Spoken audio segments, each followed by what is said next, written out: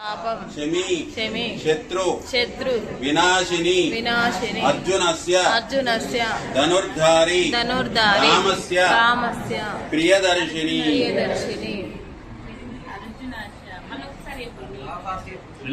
शमी शमयते पापम शमी शत्रु विनाशिनी अर्जुनस्य धनुर्धारी रामस्य प्रियदर्शिनी అంటే ఇది విరాట పర్వం ఉంది కదా మహాభారతంలో.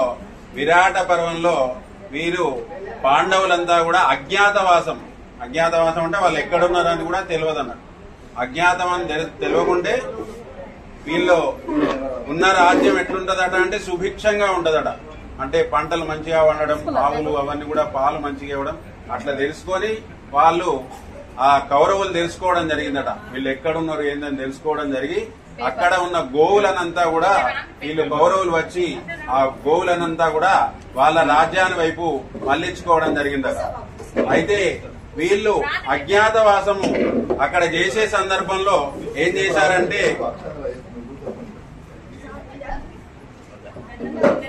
వీరి ఆయుధాలన్నింటినీ కూడా ఇక్కడ ఈ శమీ వృక్షం పైన పెట్టడం జరిగిందట.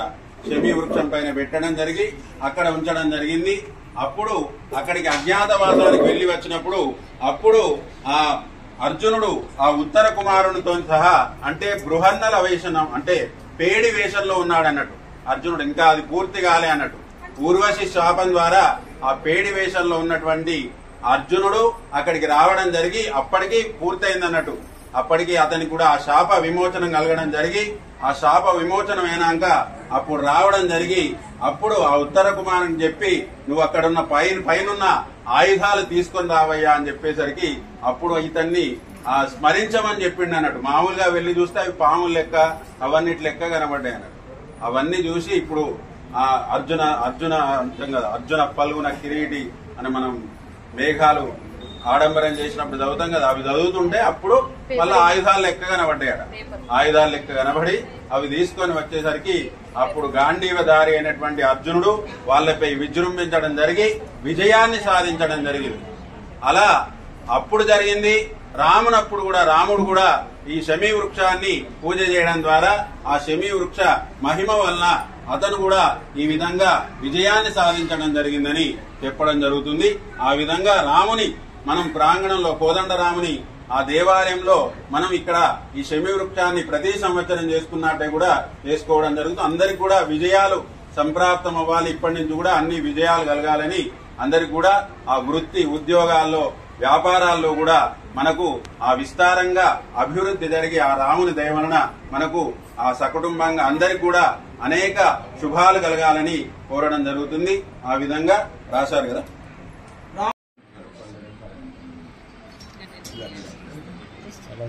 రాజా రామచంద్ర భగవానికి జై.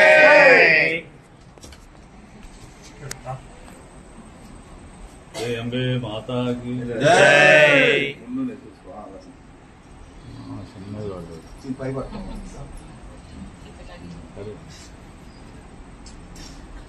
ఇబ్బంది పడద్దు చాలు దేవుతుంది అన్న బాగా కష్టపడుతున్నా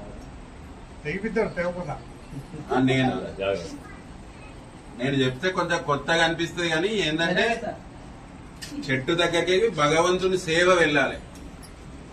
కొత్తగా ఈసారి ఎక్కడ చేయలేదు అన్నట్టు అనిపిస్తుంది. భగవంతుని సేవ అశ్వవాహనం ఉండాలి. అసలు అశ్వవాహనం ఉండి అశ్వవాహనం పెరుమాళ్ళ సేవ అక్కడికి వెళ్లి అక్కడ కోసుకొని వచ్చి రావాలి.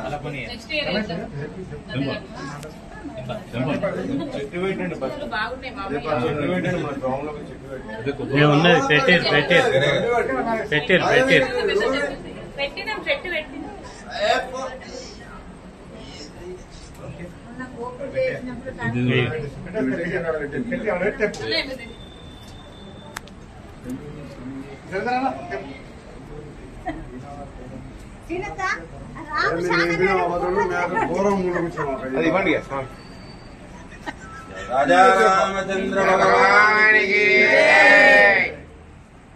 ఇవాళ ఒక్కరోజు బయటకు వెళ్తుంది ఇది. మళ్ళా శ్రీరామనవమికి వెళ్తుంది. శ్రీరామనవమికి వెళ్తుంది. పట్టాభిషేకం రోజు 2 సార్లే బయట దేవునికి సమర్పించాలి.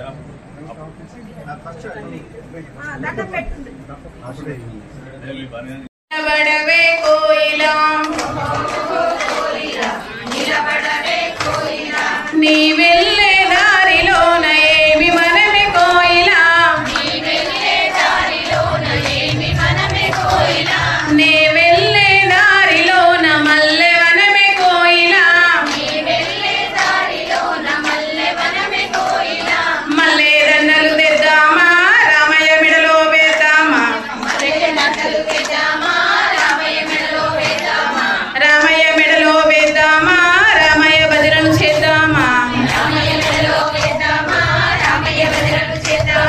ఓహో ఓహో కోయిలా నిలబడవే కోయిలా నీ వెళ్ళే దారిలోన ఏమి వనమే కోయిలా నే వెళ్ళే దారిలోన తమర వనమే కోయిలా తామర మాలలు తెద్దామా రామయ్య మెడలో వేద్దామా రామయ్య మెడలో వేద్దామా రామయ్య భజనలు చేద్దామా ఓహో ఓహో కోయిలా నిలబడవే కోయిలా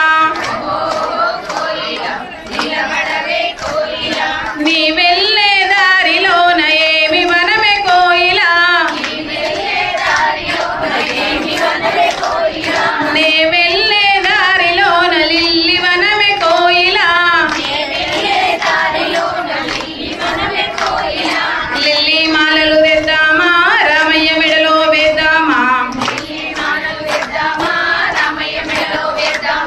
రామయ్య మెడలో వేద్దామా రామయ్య భజనలు చేద్దామా ఓహో ఓహో కోయిలా నిలబడవే కోయిలా నీ వెళ్ళే దారిలోన ఏమి వనమే కోయిలా నే వెళ్ళే దారిలోన జాజి వనమే కోయిలా జాజి మాలలు తెద్దామా రామయ్య మెడలో వేద్దామా రామయ్య మెడలో వేద్దామా రామయ్య భజనలు చేద్దామా ఓహో ఓహో కోయిలా నిలబడ